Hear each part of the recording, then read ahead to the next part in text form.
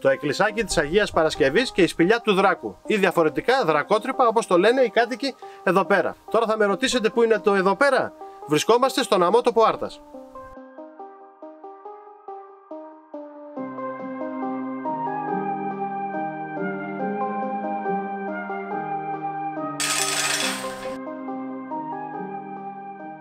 Αφού ανοίξαμε την πόρτα, πηγαίνουμε πάνω προς την εκκλησία. Όπως τα είδατε και στην πινακίδα, τα κλειδιά του ναού μπορείτε να τα πάρετε από το καφενείο του χωριού. Εμείς δυστυχώς δεν το ξέραμε, ενημερωθήκαμε από την πινακίδα.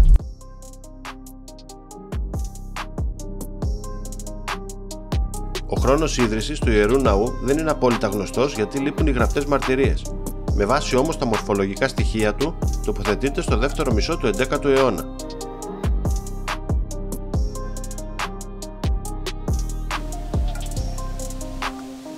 Αυτά είναι τα πρώτα σκαλιά που πρέπει να ανέβουμε για να φτάσουμε στο ναό.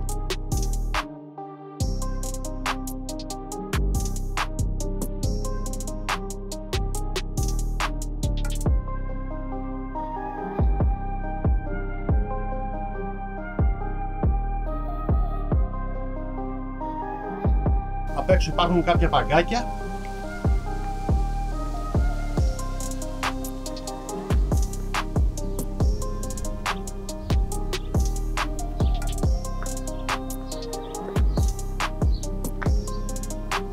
Όπως βλέπετε και στο βίντεο, η τοιχοποιία του ναού είναι αρκετά απλή και είναι σκεπασμένος με πλάκες από φυσική πέτρα.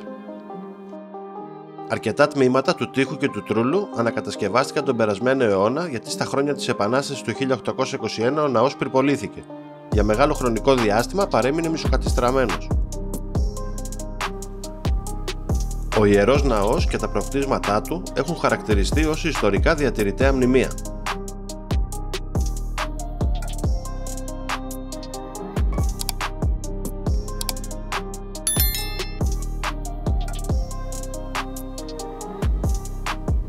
Και κατεβαίνουμε προς τα κάτω προς τη σπηλιά.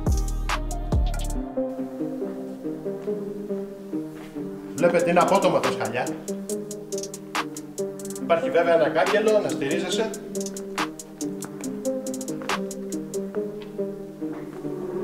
Η σπηλιά έχει άνοιγμα 4 μέτρα και βάθος περίπου 30.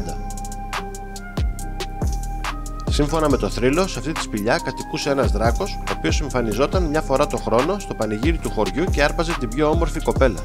Με τα χρόνια οι κάτοικοι δεν άντεξαν άλλο και παρακάλεσαν την Αγία Παρασκευή να τους απαλλάξει από το δράκο. Έτσι και έγινε.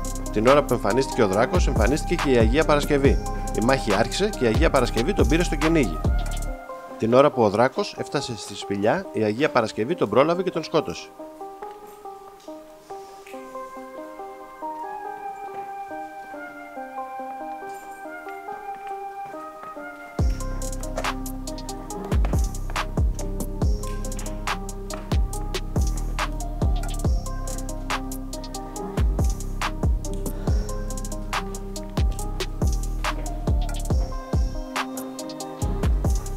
Εντός σπηλιάς υπάρχει και ένα μικρό πηγάδι που περισσότερο με δεξαμενή μοιάζει, που συγκεντρώνονται σταγόνες νερού που αρχίζουν να τρέχουν από τους σταλακτίτες την ημέρα της γιορτής της Αγίας Παρασκευής.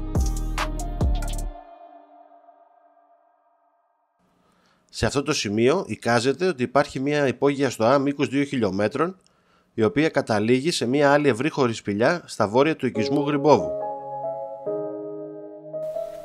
Και ανεβαίνουμε προς τα πάνω, βλέπετε τα σκαλοπάτια.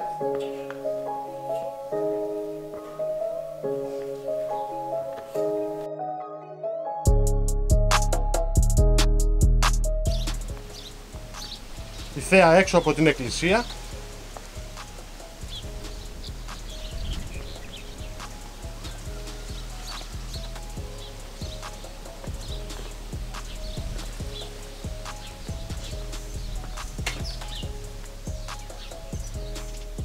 Δυστυχώς δεν το γνωρίζαμε, μπορούσαμε να πάρουμε τα κλειδιά και να ανοίξουμε και εμείς το ναό την επόμενη φορά.